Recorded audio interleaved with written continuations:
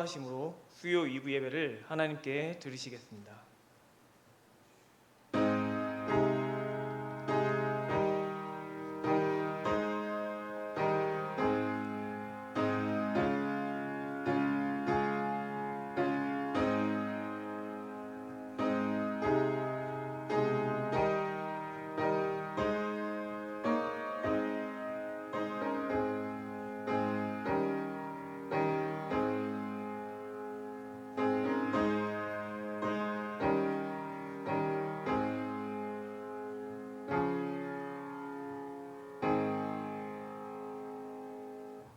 사도신경으로 우리의 신앙을 고백하시겠습니다. 전능하사 천지를 만드신 하나님 아버지를 내가 믿사오며 그 외아들 우리 주 예수 그리스도를 믿사오니 이는 성령으로 잉태하사 동정녀 마리아에게 나시고 본디오 빌라도에게 고난을 받으사 십자가에 못 박혀 죽으시고 장사한 지 사흘 만에 죽은 자 가운데서 다시 살아나시며 하늘에 오르사 전능하신 하나님 우편에 앉아 계시다가 저리로서 산 자와 죽은 자를 심판하러 오시리라. 성령을 믿사오며 거룩한 공회와 성도가 서로 교통하는 것과 죄를 사하여 주시는 것과 몸이 다시 사는 것과 영원히 사는 것을 믿사옵나이다. 아멘. 우리 찬송가 369장 찬양하신 후에 이명선 집사님 나오셔서 예배를 위해 기도해 주시겠습니다.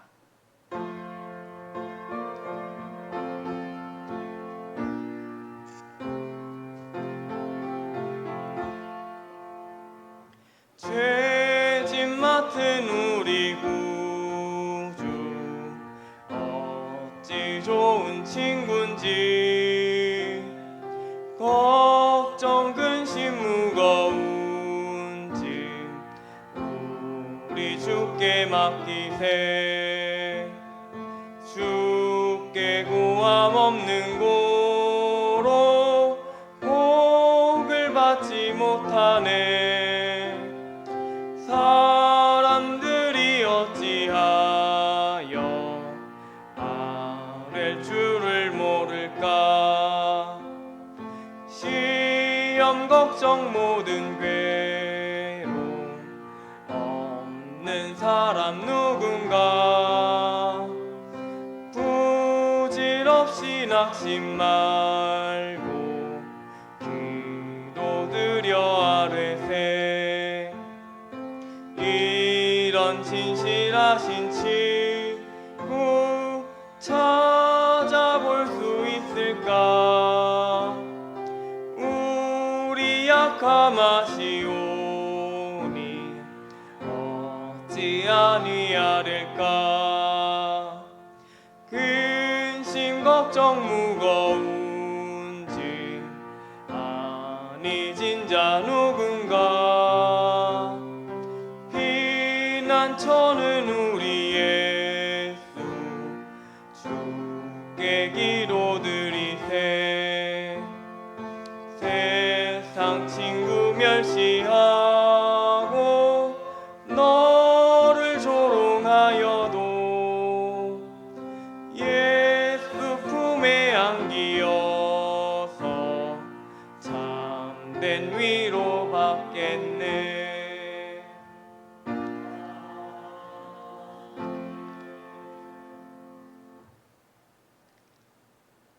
변함없는 사랑과 신실하심과 성실과 인내로 우리들을 돌아보시며 함께하시며 사랑하시는 참 좋으신 하나님 아버지 감사를 드립니다. 무더운 날씨 가운데 건강으로 지켜주시고 이 시간 수요 예배로 인도해 주셔서 하나님만 높이며 예배드리게 하시니 또한 감사를 드립니다. 하나님, 우리 각자 앞에 놓인 가슴이 먹먹해지고 끝이 없을 것 같은 가슴을 짓누르는 문제와 상황 가운데 우리의 잣대로 판단하며 강팍함과 완악함으로 하나님께로 향한 마음을 굳게 하며 상황 가운데 무너져 하나님을 멀리했던 우리의 죄와 연약함을 하나님 앞에 내려놓습니다. 예수 그리스도의 보혈의 피로 용서해 주시옵고 마음을 새롭게 함으로 굳은 마음을 제하게 하시고 하나님의 일하심을 소망하며 다시금 연약한 무릎을 일으켜 하나님께 소망을 두며 견고히 믿음과 말씀 위에 서서 믿음의 길 걸어가게 하옵시기를 원합니다. 하나님, 비록 앞두고 사신 성민교회 유치부에서부터 청년부에 이르기까지 교육부서의 모든 가정들 여건과 환경과 평안을 허락하시어 모든 심령들 준비된 여름 행사에 참석하게 도와주시옵고 준비된 시간들을 통하여 하나님 만나고 믿음의 훈련과 양육받고 말씀에 든든히 세워져서 일평생 하나님만 믿고 따르는 생명의 삶 사는 복된 자녀들로 선한 영향력을 세상 가운데 드러내는 빛의 자녀들로 세워지게 하옵시기를 원합니다. 하나님, 특별히 의료봉사와 복음 들고 캄보디아 선교를 가는 청년들과 함께하는 성도님들의 복된 발걸음들을 축복해 주셔서 그들의 발길 닿는 곳마다 복음과 사랑으로 하나님 나라가 확장되며 하나님의 일하심들을 보며 선한 영향력으로 함께 하나가 되어 하나님만 높이며 찬양으로 영광 돌리게 하옵시기를 원합니다. 그들 가운데 하나님의 보호하심과 돌보심과 지켜주신 은혜가 풍성하기를 소망합니다. 하나님, 이 시간 말씀 전하시는 홍자인 전도사님, 성령 하나님 함께 하셔서 생명의 말씀만 온전히 전하게 입술을 주장하여 주시옵고 말씀 듣는 모든 성도, 하나님의 말씀은 살았고 운동력이 있어 좌우의 날선 어떤 것보다 예리하여 혼과 영과 및 관절과 골수를 찔러 쪼개기까지 하며 또 마음의 생각과 뜻을 감찰한다 말씀하셨사오니 이 시간 온전히 비추심을 통하여 믿음으로 반응하게 하셔서 회개와 치유와 회복으로 새롭게 변화된 모습으로 믿음의 삶 살아가게 하옵시기를 기도합니다. 이 시간 온 마음과 생각을 사로잡아 하나님의 예배 드리기를 원하며 우리의 소망 되신 예수 그리스도의 이름으로 감사드리며 기도드립니다.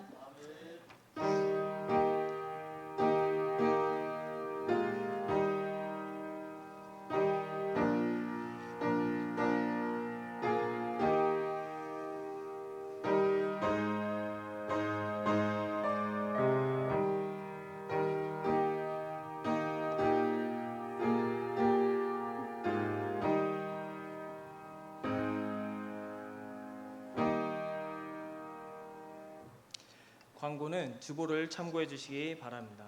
7월 11일부터 13일까지 시온 청년부가 목자들이 천안 아산 제자교회 목장 탐방을 가게 됩니다.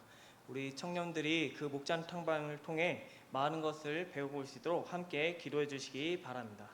특별 광고입니다. 저희 주일 저녁에 옥수수 광고가 나갔었는데 지금 1차로 들어왔는데 먼저 시차례 교회에 다 나가고 다음 주에 이제 2차로 들어온다고 합니다. 그때 모든 성도님들이 마음껏 구매하실 수 있으니까 그때 많이 참여해 주셔서 구매해 주시면 좋겠습니다. 나머지 광고는 주보를 참고해 주시기 바랍니다. 오늘 함께 나누실 말씀은 창세기 3장 9절에서 19절까지의 말씀입니다. 제가 가진 성경으로는 구약 4페이지에 있습니다.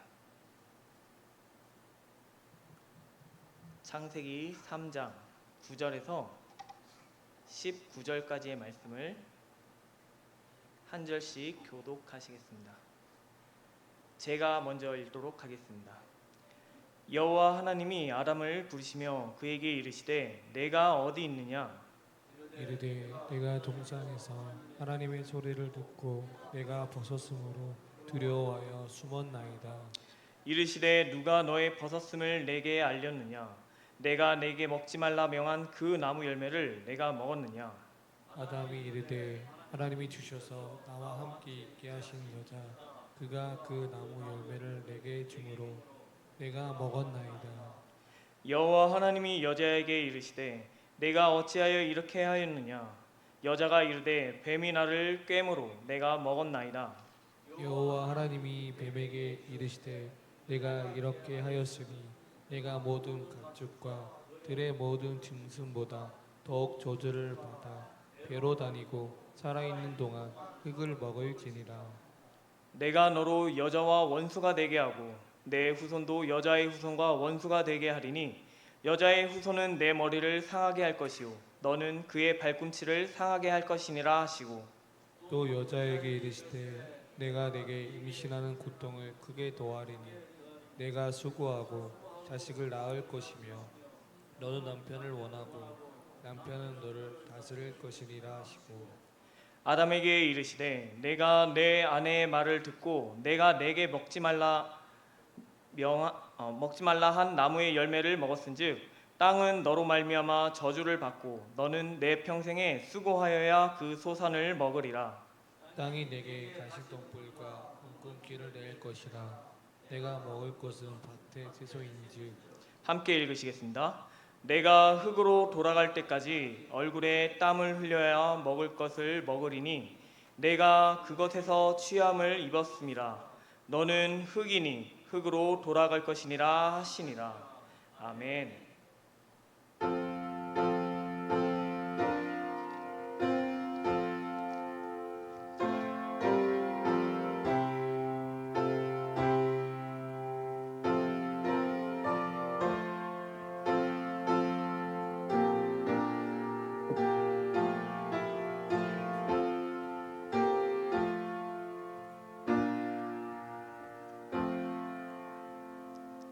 들으신 예물을 위해 기도하겠습니다. 하나님 아버지 감사합니다. 이렇게 수요일 밤에 함께 모여서 예배드리게 해주시니 감사합니다. 주님, 이 예배 시간 가운데 또한 저희가 빈손으로 나오지 않고 하나님께서 축복해 주셔서 이렇게 물질을 가지고 나오게 해주시니 감사합니다. 주님, 이 물질을 저희가 헌금으로 드릴 때 이 물질이 사용되어지는 곳에 하나님의 영광이 나타나게 하여 주시옵소서.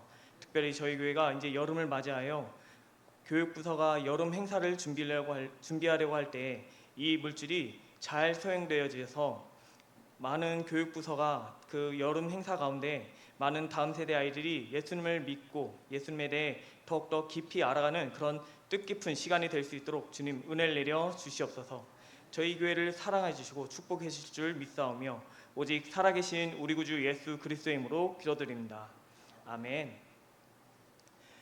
할렐루야. 아멘. 오늘은 저와 나 같은 죄인 살리심 감사라는 제목으로 함께 말씀 나누시겠습니다. 성도님들 혹시 나 같은 죄인 살리심이라는 찬송가를 아시나요? 저희가 이 말씀 후에 함께 부를 찬송가인데 이 찬송가는 존 뉴턴이라는 사람이 만든 찬송가입니다. 이 존 뉴턴에 대해 생애에 대해서 잠시 이야기를 한다면 존 뉴턴이 어릴 적에 신앙이 좋은 어머니를 따라 신앙심이 매우 깊게 자랐다고 합니다. 그러다가 11살 때쯤 어머니를 일찍 여의고 그때 11살 때부터 이제 아버지를 따라 배를 타고 선원의 일을 하게 되는데 그 선원 일을 하면서 거친 뱃사람들이 그 험한 입과 또 나쁜 습관, 말투, 욕설 그리고 방탕한 삶 등을 배우면서 결국에는 흑인 노예들을 사고 팔며 노예선의 선장으로 지내게 되었다고 합니다. 그렇게 노예선의 선장으로 지내면서 수많은 사람들을 비참하게 대우하면서 그렇게 그 누구보다도 악한 삶을 살았던 사람이었습니다. 그러던 어느 날 그의 인생에서 큰 사건이 찾아오게 되는데 1748년 어느 날 항해 중에 11일 동안 이제 비가 내리는 폭풍 속에서 거의 죽음의 위기가 닥쳐왔을 때 지금 그때 존 뉴턴이 자신의 삶을 돌아보면서 자기가 욕을 하면서 또한 예수님을 비웃으면서 그렇게 이 세상에 나보다 더 악한 죄인이 없구나 하면서 그렇게 절망하던 시간이 있었는데 그러던 순간에 어릴 적 어머니가 들려주시던 성경 말씀이 떠올랐다고 합니다. 그래서 배 안에서 무릎 꿇고 하나님 저 같은 죄인에게도 자비를 베풀어 주세요 하면서 간절히 기도했더니 하나님께서 그 폭풍우 가운데서 이 존 뉴턴을 지켜주셨다고 합니다. 그리고 이 사건으로 이 존 뉴턴이 회심하게 되고 회심한 이후에는 잠시 동안 그 노예 무역 일을 계속했지만 그 노예 무역 일을 하는 가운데 뭔가 양심의 가책을 느끼면서 하나님 앞에서 부끄러워지고 끝내는 노예 무역 일을 다 그만두고 신학을 공부하여 신부가 되었다고 합니다. 그리고 1772년 그가 이제 자신의 죄악을 회개하면서 쓴 시가 있는데 그 시가 바로 어메이징 그레이스라고 이야기해서 우리말로는 나 같은 죄인 살리심입니다. 이 시는 그 존 뉴턴이 노예 무역에서 자신이 죄악에 대해 깊이 회개하고 그럼에도 불구하고 용서해 주신 하나님의 은혜에 대해 감사하고 감격한 그런 내용을 담고 있습니다. 그 후에 이 시가 찬송가로 만들어지고 많은 성도님들에게 불려지며 아직까지도 전 세계적으로 유명한 찬송가가 되었습니다. 그리고 이런 존 뉴턴이 죽기 전에 남긴 말이 있는데 무엇이냐면, 나는 내 기억력을 많이 상실했지만 두 가지 사실만은 결코 잊을 수 없다. 하나는 내가 크나큰 죄인이라는 사실이고, 또 다른 하나는 예수 그리스도께서는 나같이 크나큰 죄인도 능히 구원하실 수 있는 더 크신 구세주라는 사실이다라는 말을 남겼다고 합니다. 그래서 우리가 이 찬양을 통해서 알 수 있는 사실이 있습니다. 그것은 무엇이냐면, 우리는 우리 자신이 얼마나 죄인인지 알 때 마찬가지로 하나님께서 우리에게 얼마나 큰 은혜를 베풀었는지 우리가 깨달을 수 있게 된다는 것입니다. 그래서 성도님들에게 이런 질문을 해야 될 것 같습니다. 아주 신뢰되는 질문인데, 성도님들이 얼마나 큰 죄인인지 알고 계신가요? 요새 세상은 뭔가 죄에 대해 너무 무감각해진 시대인 것 같습니다. 죄가 죄처럼 느껴지지 않는 시대, 죄를 보면서 그냥 그럴 수도 있지 뭐 하고 넘겨지는 시대입니다. 혹시 탈감작이라는 게 무슨 뜻인지 아시나요? 이 탈감작이라는 게 무엇이냐면, 옛날 어르신들이 감기약을 많이 먹으면 내성이 생겨서 감기약이 몸에 듣지 않아 라고 이야기할 때 결국에 내성이 생긴다는 것인데, 요새 TV를 보면은 TV나 영화에서 성적인 장면이나 폭력적인 장면, 잔인한 장면들을 반복해서 보다 보면 저희가 처음에는 그런 장면을 보면서 놀라고 불편했지만 나중에 되면은 마치 별일 아닌 것처럼 느껴지는 그런 자극적인 자극에 대해서 우리가 무뎌지는 것을 이런 탈감작이라고 이야기합니다. 나중에 되면은 이제 다치는 것을 보면 원래 다치면 피가 나는 거야, 싸우면 피가 나는 거야 하면서 당연한 거 아니야 하면서 무감각해지는 것이죠. 옛날에는 길거리에서 싸우는 사람을 보면 말리곤 했었습니다. 그런데 요새는 그런 싸우는 사람들을 보면은 스마트폰을 켜고 촬영부터 하면서 야, 이거 조회수 잘 나오겠다 라고 자기 조회수만 신경 쓰고, 또 그 싸움을 통해 누가 다치든 말든 그저 구경거리로 생각하는 것. 또한 특별히 함께 생각해 볼 것은, 요새 오징어 게임이라는 드라마가 아주 전 세계적으로 인기를 끌었다고 합니다. 그런데 그 드라마의 내용은 매우 잔인하고 사람을 죽이는 장면이 계속해서 나오는 드라마입니다. 그리고 그런 드라마에 계속 노출되다 보면 사람이 죽는 것이 마치 별일 아닌 것처럼 느껴지게 되는 것입니다. 이처럼 죄에 대해서 우리가 점점 무뎌지고 있는 게 아닌지 한번 돌아보면 좋겠습니다. 성경에서 분명히 죄라고 말하고 있지만 세상 사람들은 그게 뭐 어때서 하면서 죄를 죄로 여기지 않고 오히려 그런 죄악된 일을 즐기면서 정당화하고 합리화하는 그런 모습을 볼 때, 성경에서 죄라고 이야기하는 것들에 대해서 사람들이 무감각해지는 그것에 대해서 우리는 믿는 사람으로 중요하게 생각하지만 세상 사람들은 어쩌면 성경에서 말하는 죄는 관심이 없을지도 모릅니다.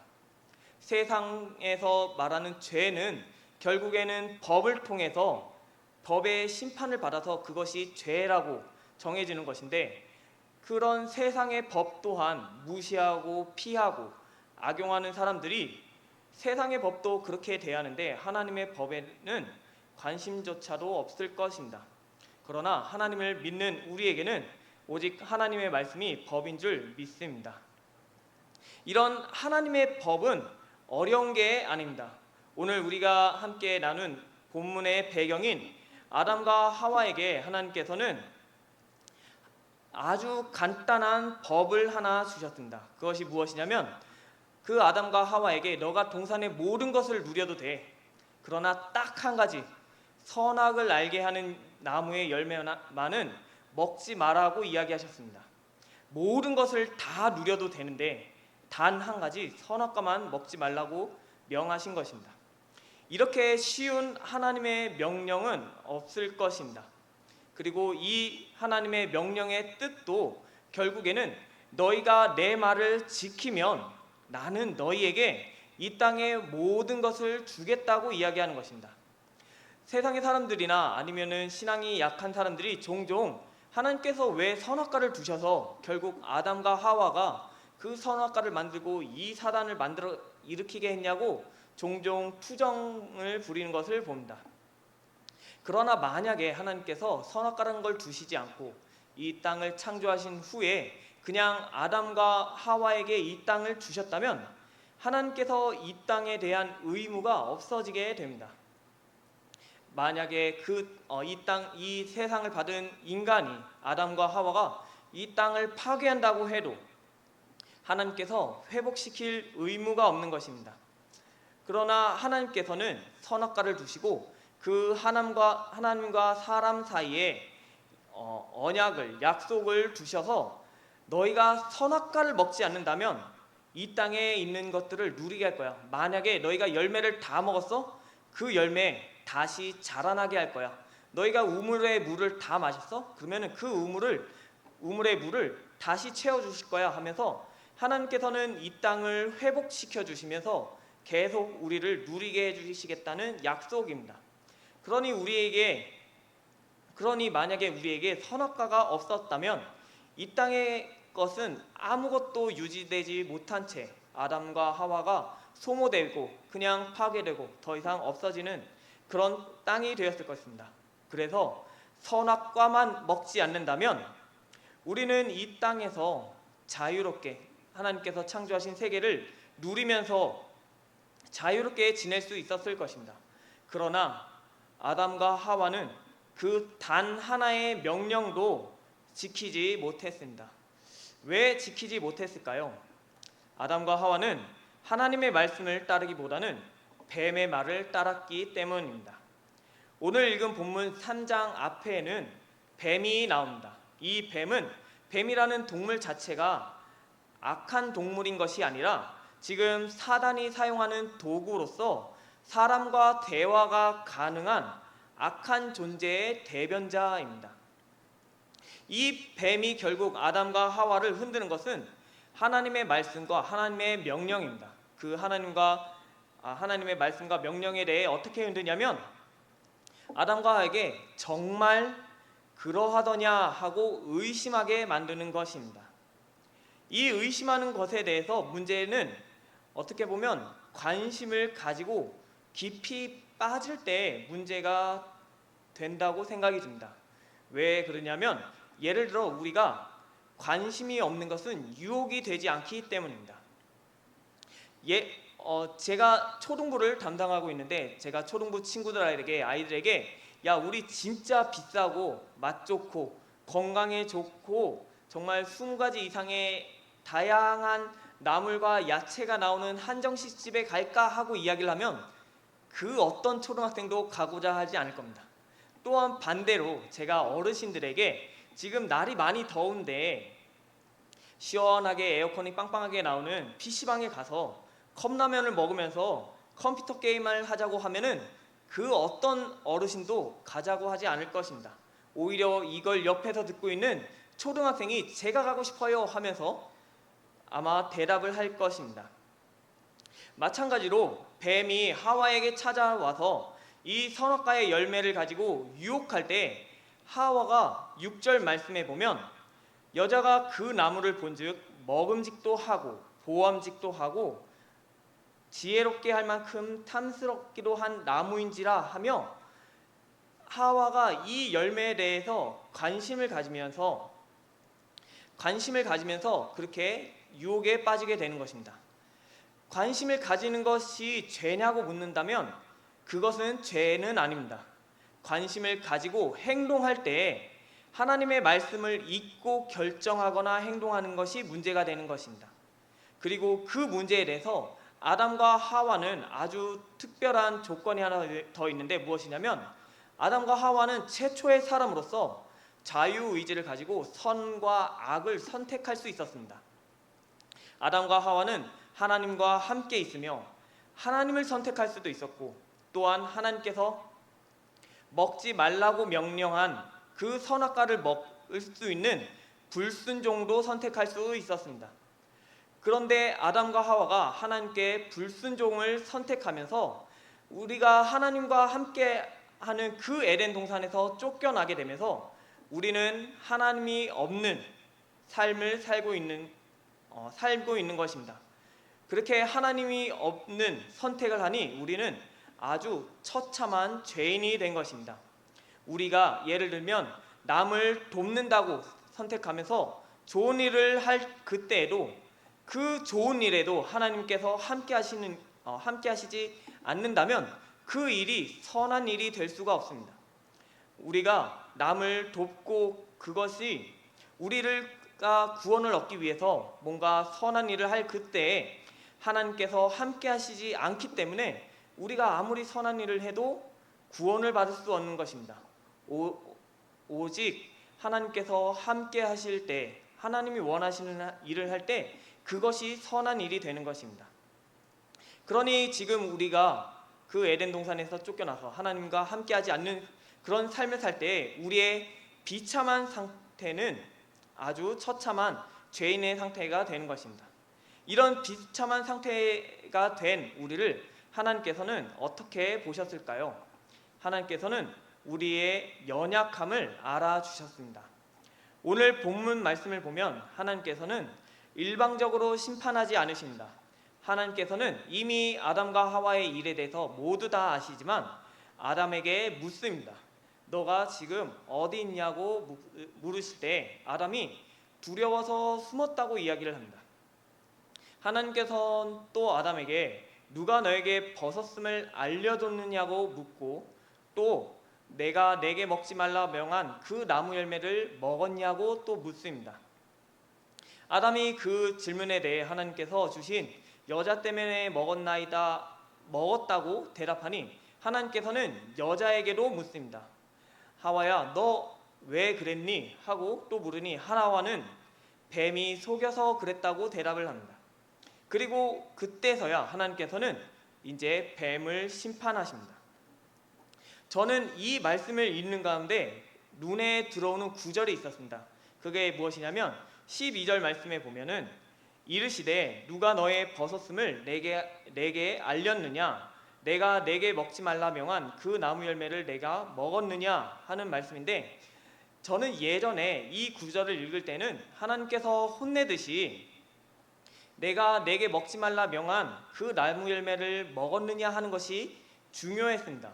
그런데 이번에 설교를 준비하면서 이 본문을 여러 번 읽으면서 이 구절이 흥미롭게 다가왔는데 누가 너의 벗었음을 내게 알렸느냐 하는 것이 아주 흥미롭습니다. 조금 쉽게 예를 든다면 이런 것입니다. 홈플러스가 지금 마감 이제 곧 문을 닫기 전에 마감 세일을 하고 있습니다. 그러나 그 세일을 하는 것을 알지 못하는 사람에게 가서 지금 홈플러스 세일을 하고 있어 하고 알려줄 때 그 홈플러스의 상태는 이미 세일을 하고 있는 상태입니다. 그거와 마찬가지로 지금 하나님께서 아담에게 누가 너의 벗었음을 알려주었냐 하고 물을 그때에 아담은 원래 벗고 돌아다녔다는 것입니다. 아담은 벗고 다녔지만 아담 자신도 그 사실을 모르고 돌아다니는 것입니다. 그리고 이때 하나님께는 아담의 벗음은 문제가 아닙니다. 하나님께서는 나는 아담을 보고 나는 너가 벗고 돌아다녀도 괜찮다고 여기는 것.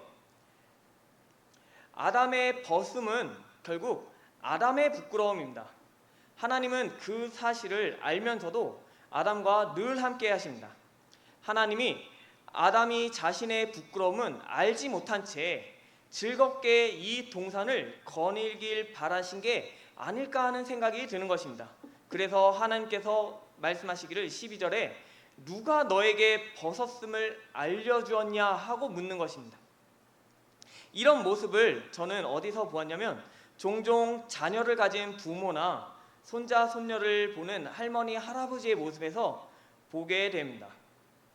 자녀나 아니면 손자 손녀가 음식을 먹을 때, 짜장면 같은 것들을 먹을 때 도구를 사용할 수 없어 손으로 그 짜장면을 쥐고 얼굴에 바르듯이 조금씩 먹을 때 얼굴이 덕지덕지 붓고, 또 놀겠다고 하면서 자신의 얼굴을 낙서하거나 아니면은 어머니의 그런 립스틱을 뺏어서 그 얼굴에 난장판을 하고 다니면서 그렇게 돌아다니면서 놀고 다닐 때 그 자녀의 모습을 보는 부모님이나 할머니, 할아버지에게는 그 모습조차도 사랑스러움입니다.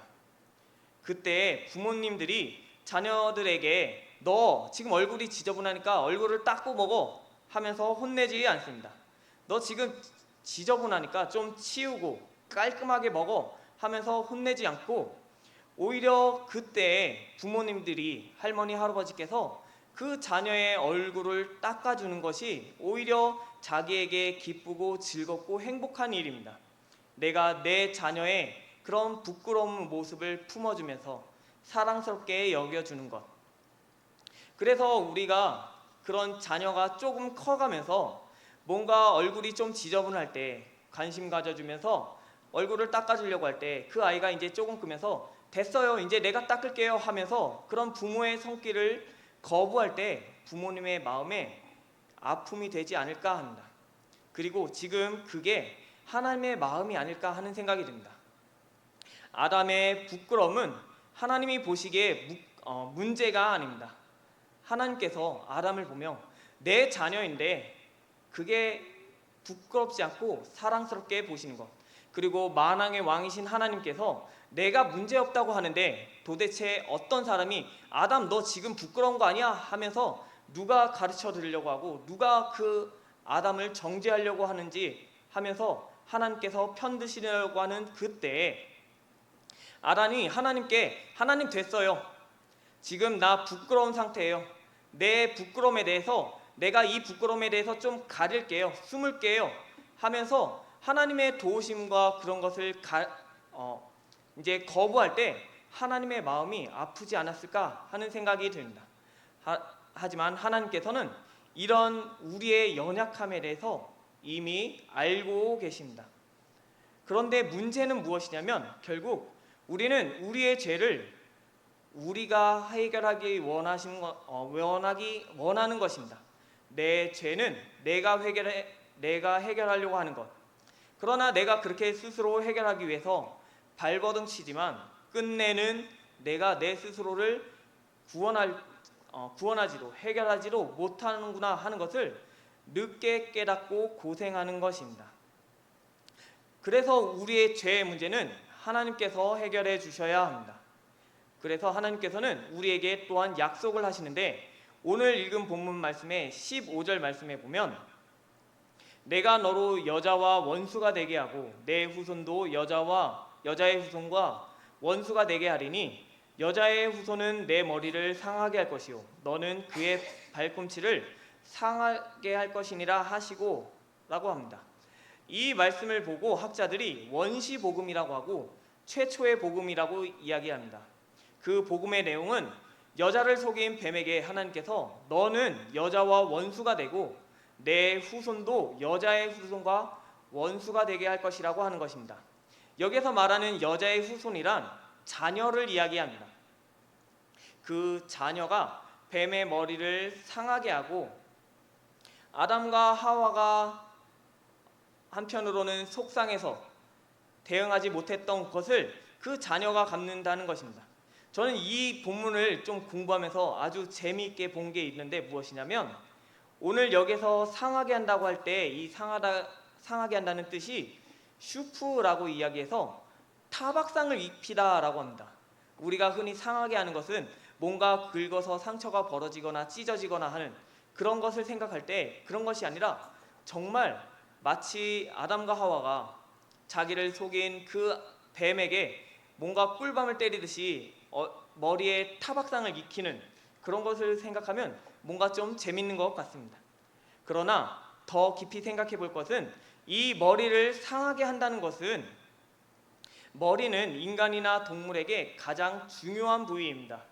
그래서 이 본문이 말하는 것은 악한 사단에 대한 머리를 상하게 한다는 것은 우리의 완전한 승리를 말하는 것입니다. 그래서 그 옛날 이스라엘 백성들에게는 자녀가 낳는 것이 아주 중요한 사명이었습니다. 그 자녀를 낳는 가운데 이 자녀를 통해, 내 여자의 후손을 통해 우리의 그 죄악의 문제를 해결해 줄 그 구원자, 승리를 안겨주는 사람이 오지 않을까 하면서 그 자녀를 보고, 또 자녀가 낳은 자녀를 보면서 그 믿음을 가지는 것이죠. 그렇게 하면서 이 사악한 존재를 이기고 승리하시는 분이 언젠가는 오실 거라는 믿음을 자녀를 통해서 보는 것입니다. 그리고 우리가 잘 아시다시피 그 여자의 후손은 마침내 동정녀 마리아를 통해서 오신 예수님을 통해 우리에게 이루신 줄 믿으시기 바랍니다. 예수님께서 그 사단에게 발꿈치를 당하듯 십자가에 처형당하셨지만, 그 상처마저도 사단의 사망 권세를 모두 이기시고 부활하심으로 그 발꿈치의 상처마저 모두 치유하시고 우리를 죄에서 구원하심으로 승리하신 줄 믿으시기 바랍니다. 이제 말씀을 마치겠습니다.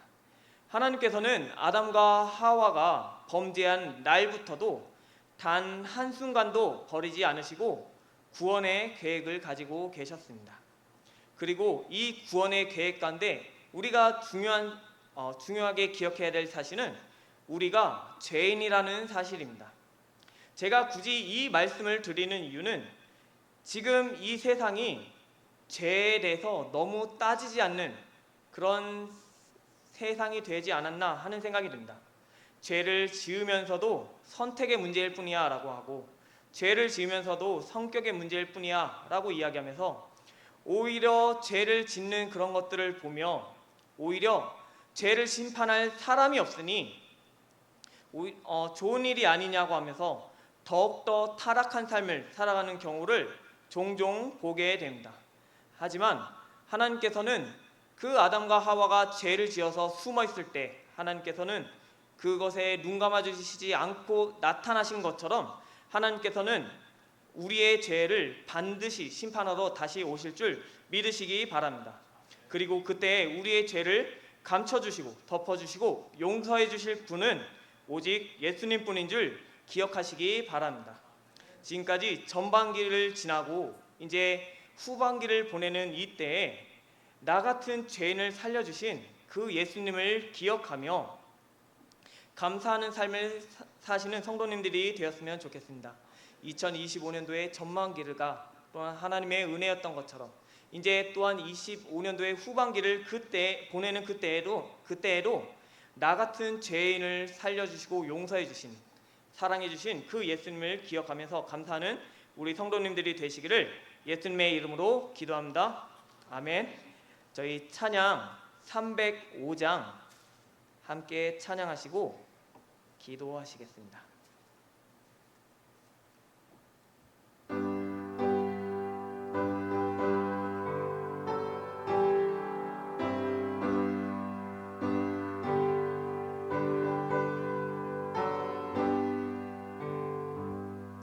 나 같은 죄인 살리신 그 은혜 놀라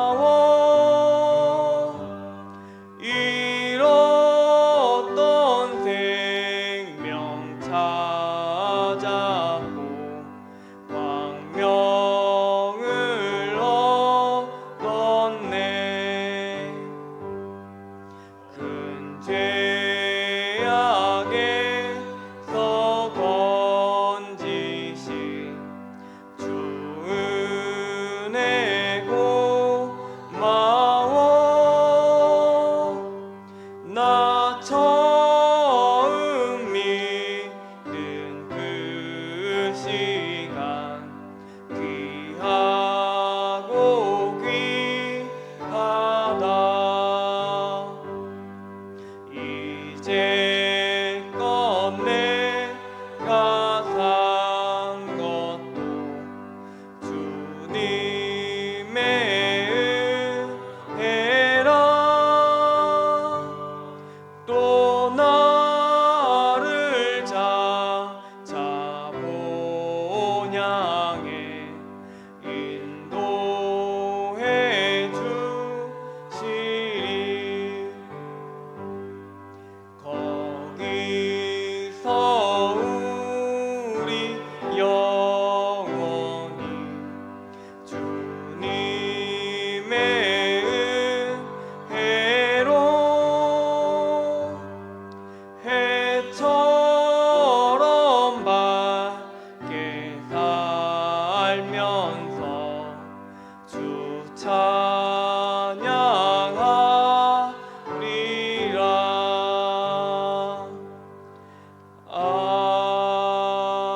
아멘. 이 시간 우리 함께 나누신 말씀을 기억하고 기도하는 시간을 가졌으면 좋겠습니다. 주님 앞에서 저희들이 얼마나 죄인임을 한번 돌아보는 시간을 가졌으면 좋겠습니다. 저희가 알게 모르게 지은 죄에서부터 알면서도 어쩌면 스스로 타협하며 짓는 죄들, 그런 모든 죄들에 대해서 하나님 앞에 용서를 구하고 저희들이 저희 스스로를 구원할 수 없음을 고백하며 저희들에게 이 성경 말씀을 통해 하나님의 은혜로 우리에게 알려주신, 우리에게 믿음을 주신 그 예수님의 이름을 기억하면서 그 예수님을 더욱더 사랑하게 해달라고, 그 예수님께 감사하게 해달라고 우리 주님의 이름을 힘차게 3번 부르시고 함께 기도하시겠습니다. 주여, 주여, 주여. 사랑과 은혜가 풍성하신 하나님 아버지 감사합니다. 오늘 이 성경 말씀을 통해 저희가 어떤 사람인지 알려주시니 감사합니다. 주님, 저희들은 저희들의 죄를 알지 못하고 이 세상에 살면서 저희의 눈에 보이는 대로 좋게 저희가 원하는 대로 마음껏 살면서 하나님 앞에서 죄악된 삶을 살았는지 않았는지 주님, 저희들의 모습을 되돌아보게 하여 주시옵소서. 주님, 저희가 주님을 믿는다고 하면서도 주님 원하시는 뜻을 알매도 저희가 혹시 죄를 짓지 않았는지, 아니면 혹 저희가 알게 모르게 주님께 실망시켜드리며 하나님이 원하시는 그 뜻이 저희 눈에 밝히 보이는 가운데도 그 뜻을 저희가 살며시 무시하면서 저희들의 욕심대로 살지 않았는지 주님, 저희들의 죄를 용서하여 주시옵소서. 주님, 저희들에게 성령으로 충만히 채워주신 가운데 주님, 저희들의 죄를 하나님 앞에 고백하게 하여 주시고 주님 앞에 무릎 꿇게 하여 주시고 주님께 부르짖게 하여 주시옵소서. 그렇게 주님 앞에 우리의 죄를 모두 고백하고 회개할 때 주님께서는 저희들에게 은혜를 보여주시다. 주님께서 처음 아담과 하와가 죄를 지었을 그때부터 우리를 위한 계획을 가신 그 구원의 계획을 저희들에게 밝히 보여주사 그 구원의 계획 가운데 저희들의 죄를 용서하여 주시옵소서. 저희들에게 믿음을 주시고 그 예수님을 만나게 해주시고 그 예수님에 대해서 더욱더 깊이 알게 하여 주셔서 그 예수님을 믿는 가운데 저희들의 모든 죄를 사함받는 줄 알고 저희가 이 땅에서 살 때 하나님 앞에서 기쁘고 즐겁고 행복한 그런 삶을 살아갈 수 있도록 주님 인도하여 주시옵소서. 그리고 또한 그렇게 하나님께 죄를 사함받은 줄 알고 저희가 이 땅 가운데 가장 큰 은혜를 받은 줄 알고 하나님께 그 은혜를 보답하면서 그 하나님의 앞에 하나님의 일을 감당하면서 삶을 살아가는 그런 저희들이 될 수 있도록 주님 은혜를 내려 주시옵소서. 저희가 주님께 모든 그 주님이 원하시는 뜻대로 살아가는 것은 저희들의 모든 죄를 상관받고 저희가 이제 이 땅 가운데 사는 것은 오로지 하나님의 은혜에 저희가 보답하며 사는 줄 믿습니다. 주님, 저희가 그 믿음 가운데 하나님이 기뻐하시는 그 뜻대로 살아가는 그런 저희들이 될 수 있도록 주님 인도하여 주시고 함께하여 주시옵소서. 감사드리며 오직 살아계신 우리 구주 예수 그리스도의 이름으로 기도드립니다.